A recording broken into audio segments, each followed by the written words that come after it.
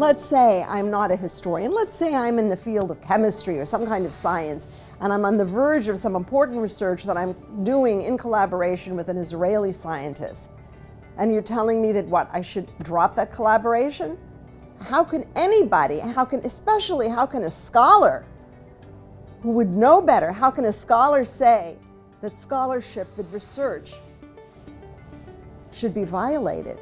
BDS is a form of bullying, and certainly that has no place in an institution like the MLA. I'm against the boycott of Israel because I support peace, and I think that a boycott is a step away from peace, not toward it. BDS is only asking for a boycott of professors, of universities.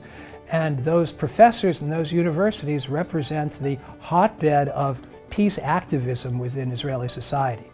What does that accomplish? By voting for BDS, we are granting right-wing, hard right-wing forces in this country and in Israel and in Palestine the greatest gift they could wish for. This is not helping anybody. This will not change the situation for Israelis or for Palestinians. Well, very clearly to me, this empowers the right.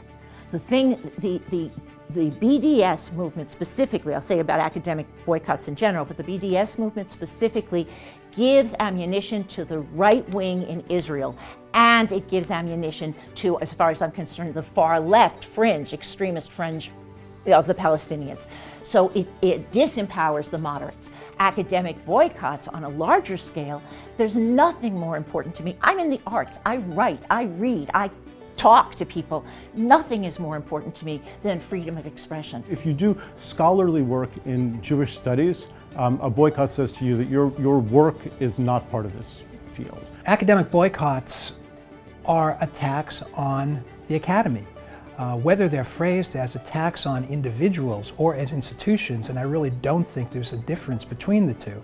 BDS at its core is fundamentally an anti-intellectual agenda designed to prevent the unfolding of significant discussion on Israel and Palestine. I do not agree with many of the policies in Israel. I deplore the expansion of settlements, but I also maintain that boycotting academic voices from Israel, which are the most eloquent, which raise the most profound and difficult ethical issues, is not only misguided, but it undermines the very idea, the core of our sense of the power of intellectual exchange.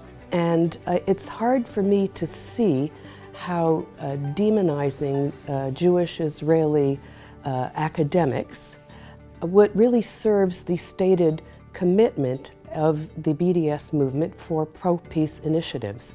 I don't see how it improves the interests or the needs of Palestinians or Israelis.